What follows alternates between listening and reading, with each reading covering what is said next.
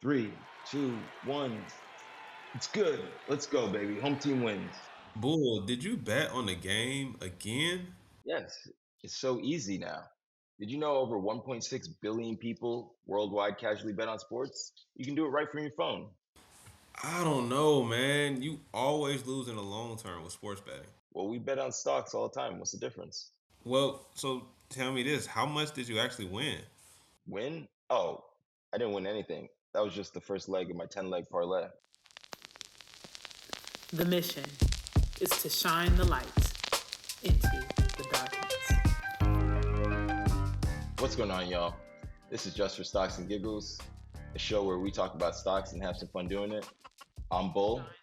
And I'm Bear. We have a great episode for you all today. We are talking about sports betting. So we have a fun show talking about sports betting and the industry and some of the players. So let's start there. Bull, who are some of the main companies and players in this growing sports betting industry? Yeah. So the two big ones are DraftKings and FanDuel's, but I mean, really, you're seeing practically every company that's been into gambling. MGM and all these different casinos are making their own sports betting things, but DraftKings and FanDuel's are the ones who really kind of led the charge. And let's talk a little bit about how these companies make money and why at the end of the day they probably don't have your best interest in mind. Yeah, I mean it's just definitely basically similar to the casino, but these companies have it even better because they don't need you to physically come in anymore. Like Yeah. it was a point in time where gambling was more of a back alley dealing almost, and you would go to the bookie and write down and place your bets, which you can still do that in some casinos, but companies like DraftKings make their money where you sign up for the app, and basically you pay for whatever bet you want to place, and if you lose, they get paid. Right. It's really that simple. And so like that should uh make you kind of realize whose incentives are where, right? Like, so it's less how do they make money and how do they guarantee you lose money, right? And so if we want to do a really quick history on like how the house always has this edge and like why the house's edge is bigger today than ever. And long story short, I just want to tell this very short story, and I think it makes a good point of like how the house's edge works. um, if you take jelly beans and put them in a jar, you can put a random number in the jar, and if you have people guess how many jelly beans are in that jar, if you have 1,622 jelly beans, people may be guessing all over the place, but on average, when you take a lot of guesses, you'll get very close to that 1,622. And that's the information that the house has, is that they have all the bets, all the guesses people made, and they use that information to set the odds and give you pricing that statistically they're going to come out being right more than they're wrong. Yeah, and not only do they have more access to more resources than the average person when it comes to figuring out the outcomes of these games. But on top of that, they also can hedge their bet because it's not like if a bet is, let's say you have a money line bet and it's two teams you can bet on one. It's almost never going to be just a 50-50 where, hey, bet $50 if you win, then you get double that. If you lose, you get Right. less. No, it's heads to where the favorite team, you're gonna get less money if you win versus if you bet on the team that's expected to lose. And that's You're why gonna even get if they lose, they can still make up some of the money. right, like you're gonna get $35 on your $50, but when you lose all 50. And I think that's still like that's how casinos have always made their money, is have the odds slightly be in their favor, and over time they'll win more than they lose. But today, with these specific companies, I'm talking DraftKings and FanDuel's, on their app, they now, it's not like you go to the physical casino and you're putting chips on a table, and I mean, poker's poker, right? Or blackjack's blackjack. They now have the platform. So you're going onto their app, and they can say, similar to kind of casinos back in the day, where they could kick you out if they thought you were counting cards or something. Yeah. FanDuels can say, hey, you got 10 out of 10 bets right last month, so we're going to limit you to $2 bets Yep. on your account, or we're going to ban your account for some unknown reason. They control that platform.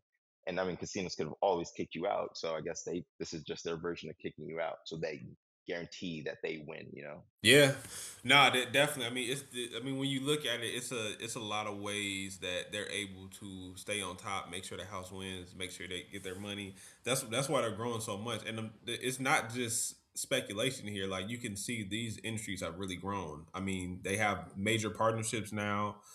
With a lot of the professional teams, they have it's normal now, right? Because now at one point it was kind of taboo to bet on sports, but now, like, I mean, we have people of all ages are betting on sports, and it's just a Yeah. water cooler talk conversation. So it's Yeah. definitely a growing industry. Yeah, especially if your parlay hits, like you really Yeah, can't wait to tell the people the next day. But like you're talking about growth, like these companies are actually growing, at 30%. DraftKings is growing revenue at 30%, and FanDuel's is growing at a similar rate. So much of this has come from, legalization or the politics behind it, where um, these industries are heavily taxed, or they promise to pay a certain portion of their profits to, at the end of every gambling ad, you'll see, if you have a gambling addiction, please contact this hotline, who's paying for that hotline, whose tax dollars are paying for those gambling support lines or whatever, is these companies, similar to tobacco companies, where they have to have these warnings, and they have to do all these things to sell their cigarette sticks, their poison sticks. It's like this is a very similar idea with what these companies are doing. They're taking advantage not of the people winning money, they're taking advantage of the losers.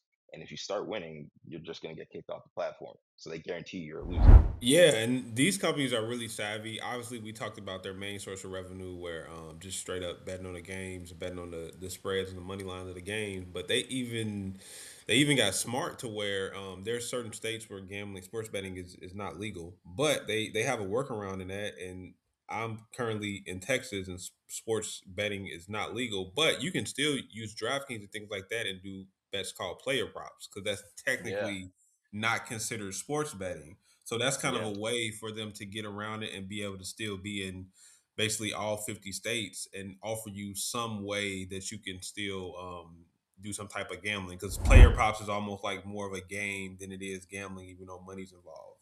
But that's another revenue source. Going kind of back to the companies, and obviously we can get into some of the things that we may consider morally wrong with sports betting, but taking that out of the conversation for a second, taking the moral aspect out, and just looking at these companies from a just a straight up company and fundamentals and how they're doing as a company. How do you feel about companies like DraftKings and just the future of this industry? Like, do you think, as an investor, maybe not necessarily you, but somebody just looking for the bottom line, do you think it's a good investment? Yeah, and I mean that's probably what people are actually interested in, is like, well, should I just buy the stock or not, right? And Yeah. DraftKings, like, it's very similar to a lot of other technology companies that we talked about. It's growing quickly. DraftKings is profitable, and they have a quote unquote bright future ahead of them, which is pretty much that future is it's taking advantage of their customers, which that's obviously the one reason I wouldn't invest in the stock, is because I think good business is good business. And sure, in the short term, you might be able to take advantage of your customers. But in the long term, if you're creating a customer base of gambling addicts, and similar to cigarette smokers, like not saying that you shouldn't be free to smoke cigarettes, but if you're or sell cigarettes, but if you're creating a customer base that you're slowly killing over time, like, is that really good business? Like, Yeah. not to me. Sorry. Do you think they're here for the long haul though? Like, even like you said with cigarettes, like obviously cigarettes, people, even cigarettes now have a bad stigma, but they're still in business. Oh yeah, and well, the reason they're staying in business, they're not selling, except in poorer countries, they are cigarette sales are going up as they have more money to spend on that stuff now, as their income goes up. But like they're selling less cigarettes, but they're raising the prices. So like we're Hmm. realizing cigarettes aren't good for us, so let's stop using them. And they're still in business through raising the prices. So DraftKings, like I, I'm not saying they're going to go out of business or anything, by the complete opposite. But I do think that, similar to what was the company that kind of started the opioid epidemic?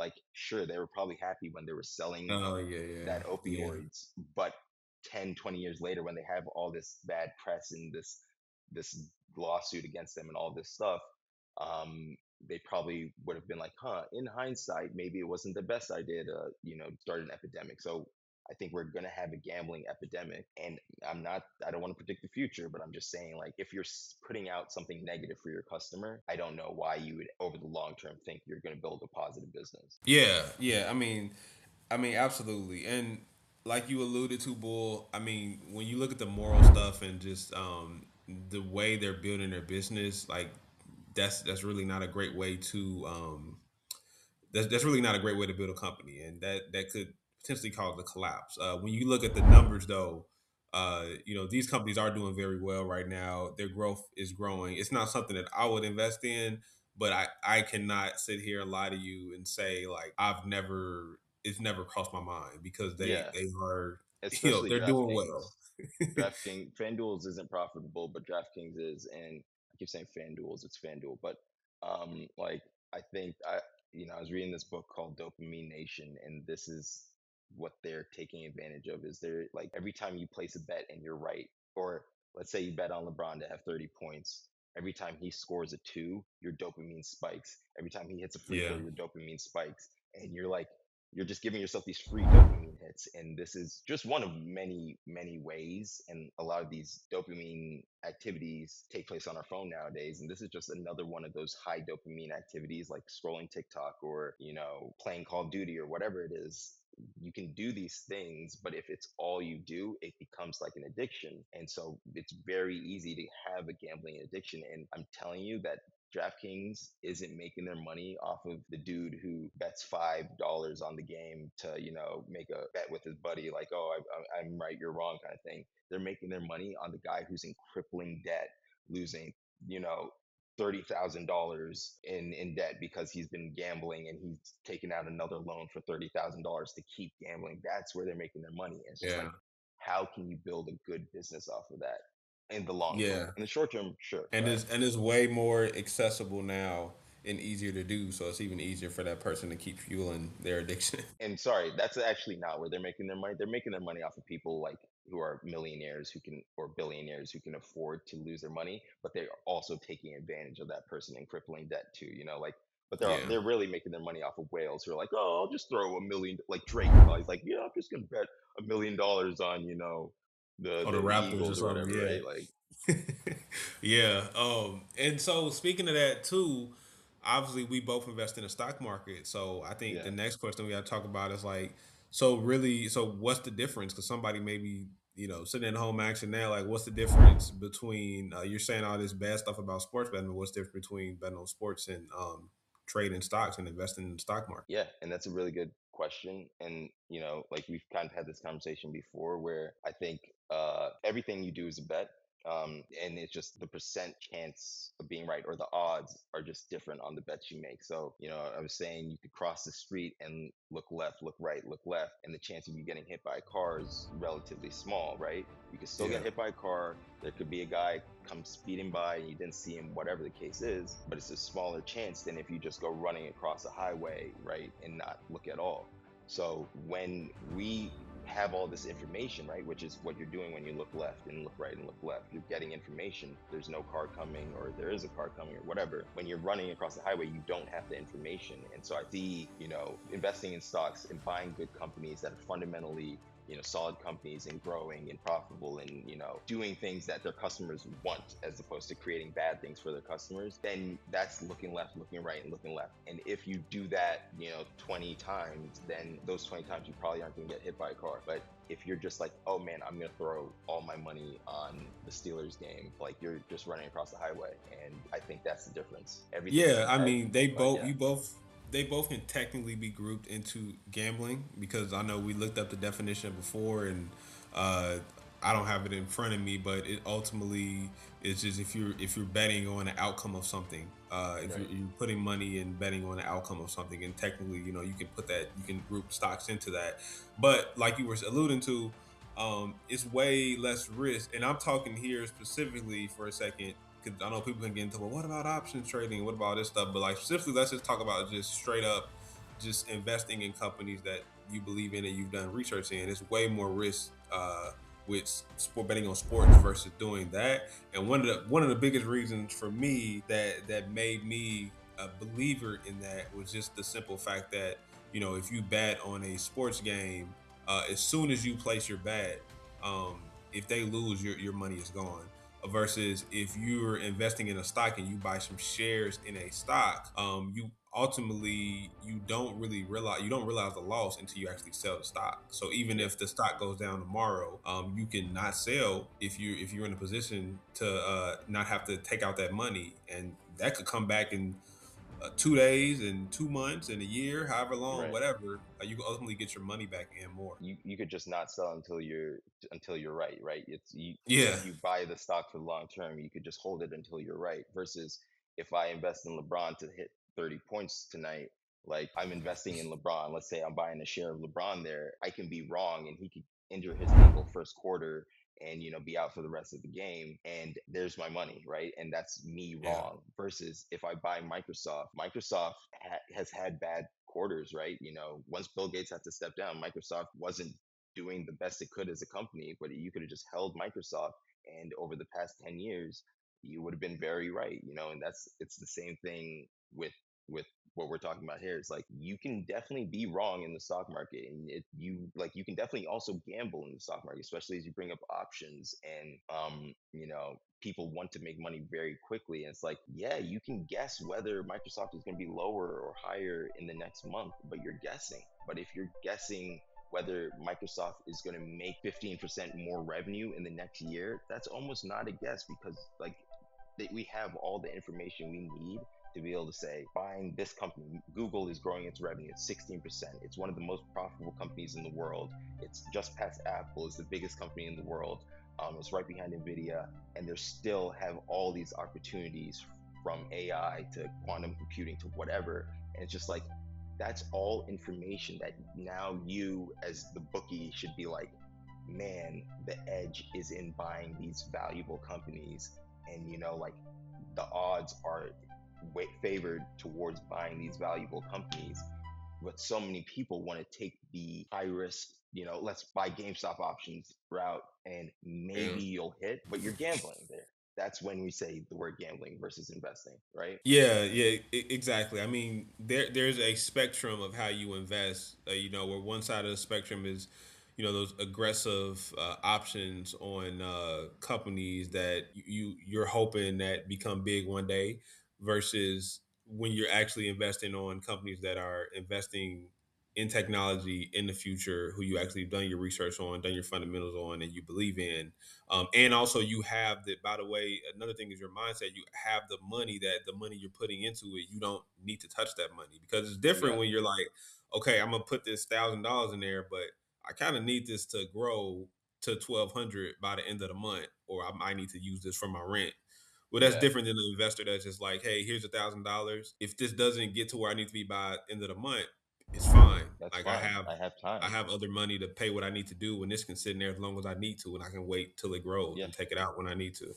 that's important to like note that as we wrap up, like time is your most important attribute as an investor. And if you don't, I mean, like, you can do whatever you want with your money. We're talking about gambling, you can go to the casino or go sports bet if that's fun for you, but know the outcome that's likely to happen if you spend $100 at the casino versus $100 on the Microsoft stock. Like, go to the casino expecting to lose that $100, and if you're gambling with GameStop options and whatever, go to that casino, the stock market casino, because some of the stock market is a casino. Go to that Yeah. casino expecting to lose that money, and if you make money, cool. But when you're talking about the fundamentals, like you're saying, and just like a long-term view, you should be going to that not expecting to lose that $100 or turn it into $200 over the next few years, or however long your time horizon is. But that only is true if you have that long time horizon and you're doing these fundamental things and not quote unquote gambling. Yeah, exactly. I mean, there should be like they do with the sports betting commercials, like a invest Yeah. responsibly, because you still gotta invest responsibly. Yeah, for And sure. but yeah, I mean, So just kind of wrapping up, I mean these sports betting companies, whether we like it or not, are growing. It's becoming the norm, and they're going to continue to have these big partnerships and grow. And only time will tell what will end up happening, if it'll end up being like the cigarette industry, where eventually it'll get a bad stigma, and maybe they'll still be in business, but they're having to do weird things to stay afloat. Like I could see them maybe doing like a subscription model at some point, and people actually doing that, or whatever other streams of revenue. I could actually see that, but it's not something that I personally would invest in because of the moral factor. But obviously, you invest in what you want to invest in. So Yeah, I mean, so like DraftKings does have a subscription model, by the way, and so does FanDuel's, I think. But we don't have to talk about that. One thing I do want to mention is like this kind of fits into a broader well, conversation I about, was saying real quick with the subscription, I meant yeah. like where it's required. Because right now Uh, they do have it, but like it's not required. I mean, like I could see them one day being like, to bet you have to pay a I mean, subscription like I, fee. I don't even know what the subscription currently would be, but we don't have time to talk about it. Like I just Yeah, Googled it. I'm like, how do you have whatever? You have a subscription to bet, but whatever. I was gonna say this fits into a bigger conversation about gambling. So like we haven't talked about Robinhood and their kind of we don't have the time, so I think this is a good episode for another time. But like Robinhood has at some points been criticized for being like gamification for the stock market and making it into like a gambling platform. And especially with they just introduced sports futures. Have you seen that on yeah, Robinhood? yeah. I saw that. It's crazy. Yeah, we don't have the time, but like I think that's definitely a good conversation we have at some point. Yeah, I think we will have a conversation on just the gamifying the stocks at some point. But yeah, I think that was a good convo. So let's jump into off topic. Sure. All right, let's jump into off topic. So, Bull, what topic do you have for us today to discuss? Okay, random number generator for best of three. First one is number 27, which is the higher up you go in the corporate ladder, the more you'll have to sacrifice your identity. Next one is 55, which Okay. will why can't humans ever be content with the technology we have? And the next one is 25, which is very similar. So I'm going to read the one above it. That's 24. Is there an animal more intelligent than humans? Mm. I like the content. Why can't humans be content with what we have? Agreed. So All tell right, me, cool. what do you think about that? Um, yeah, as far as why, I don't know, because I do think society will work better. Because even this is a small example, but I remember like being pissed when they took the buttons off the TV. Like, remember when the buttons used to be on the TV and you could just walk up and just like change the I mean, they're channel? still there. They're just like hidden behind the back. But yeah, I know what you mean. I know what you mean. Yeah, but like you have to like do all this stuff to get to it, and some Right, right, TVs right, don't have them at all. Like you almost need a control, and it's right. like, is this actually making the TV Better, better? or is it just making it more complicated? Yeah, and I think that ends up being an issue a lot of times where technology is great because there's obviously a lot of inventions that just made our life easier, like the Y- telephone Right, and things like that, where it just we were doing something in such a complex, complicated way, and somebody came along and said, "Hey, I can make this better." But then we get it to a point where it's actually like, "Hey, this actually functions pretty decent. It's pretty easy for everybody to understand," and we're like, "No, make it even better." right. And it's like, why? What's It's funny that you bring up like the remote. Like I was visiting my auntie's house and she has one of those like Roomba vacuums, but Okay. I don't know if it's a Roomba specifically, but you know what I mean. And like she's like, "Oh, I haven't used that thing in like 3 years." I'm like, "Oh, why not?"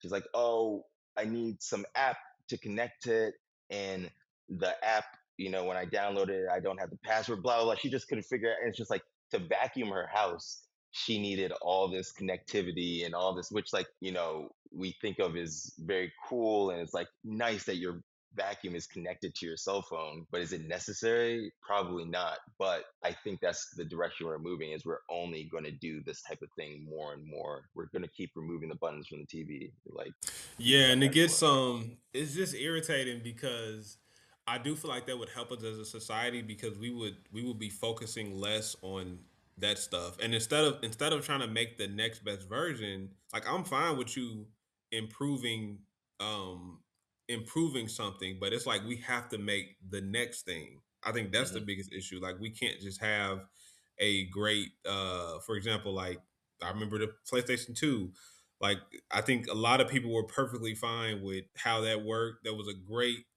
to me, one of the greatest consoles out. And I think like we could have did some things to make it, tweak it and make it better. Like Right. maybe make it getting on the games quicker and stuff like that. But it's like, no, you're gonna get a PlayStation 3 and Are, eventually a 4 and a 5 and are eventually you you're gonna get a mad? 6. Are you mad that there's a PlayStation 5 though? Am I mad?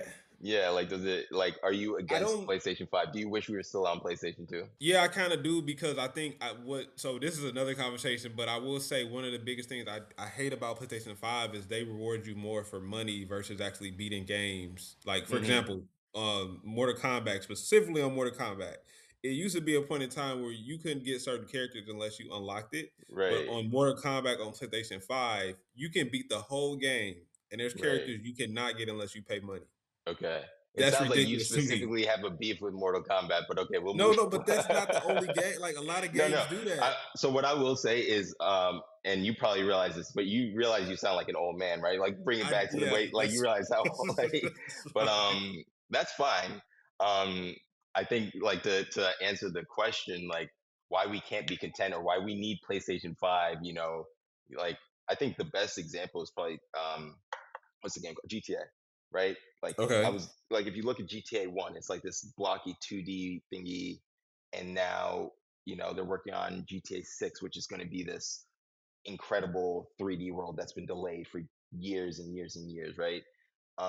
But like I think we'd all agree that GTA 5, let's say that's the game that's out right now, is way more complex and like cool. There's so much more to do in the world than GTA 1. But you're right. It's money is the thing that's ruining it, right? Like money, they want you to make microtransactions, and to get the car, you have to pay real dollars. You can't just work in the game for it or whatever the Yeah. case is. That's the issue with like the every year a new iPhone comes out, not because they made a better iPhone, but because they want to sell another iPhone, right? Like it's money that's making this machine we have where it's just like, okay, the next thing, what's the next thing? What's the next thing so we can make more money, right? Yeah, is money is a big part of it, but I think it's also something in us that's just not content, especially with these Yeah. companies. Because so like you made the example of GTA, and I agree that GTA obviously GTA 5 the graphics are way better than like Right. Grand Theft Auto Vice City or something like that. But here's the point. The other thing that I think anybody would say is if you go back to like when a game like Grand Theft Auto Vice City came out, people thought this is amazing. Like we were Yeah. content with those graphics. Like we can look back on stuff and say like these graphics. So I can't believe I ever watched that. Like this looks terrible. When we were watching it, we didn't have a problem with it. We only had a problem when we were Right. introduced to something new, and now you can't go back. It's like Right. I can't go back to that now. And that's a good point, but like so I don't think the issue is the new thing. I think improving and making things better is definitely a good thing. I think and really I said money, but like what you said is human greed is the issue. Is like we Yeah, always want more. So like money is just the way that plays out, but like we always want more. So if I have GTA Vice City or whatever and I'm having fun, but then I see you playing GTA 5, I'm like, oh wow, I want that, right? And so the reason that they keep doing this thing is because GTA 6 is going to have whatever features GTA 5 doesn't have, and you're going to be able to teleport yourself into the game and actually be doing whatever they're doing in the game or whatever the case is. And we're going to be like, that's cool, that's more, you know. And the reason we want more, this goes back to like our caveman brains, where back in the day, it made sense because we didn't know when our next meal was. So it's like, oh, some food. Let me get more because I can right now. There's you know, yeah, like the yeah. resource I need, let me get more. And now we're just doing that with technology. That's a resource. We're just like, our brains are just saying more and more and more. So then, is there ever a stopping point? Like, No, when do we stop? Like, we can get to this society where we have flying cars and it's a utopia and everything is perfect, but we're still gonna be like, okay, make it better. the singularity is when it stops, when all technology comes together into some superhuman consciousness and whatever that I like, no one actually knows what that looks like. But no, until we reach that point where there's no further to go, like imagine so today we're sending rockets to the moon and Mars, and like just rich people are doing that for fun. Like that 1,000 years ago would be just the wildest thing. Like that would be completely unheard of to go to space, and now rich people are just doing it for fun. And it's just like that progress is only going to happen, which is, I mean, why we're going to always talk about technology on this show and talk about investing in technology. Like that is where the growth has always come from. That is where, society produces so much more. If you want to talk about GDP or whatever today than it did 1,000 years ago, because of technology, not because of who the politicians were, not because of who, which billionaires did whatever. It's because technology has advanced. Yeah, no, I mean that's true, and I mean that can be we can get into so many other off topics from that. Like, Right.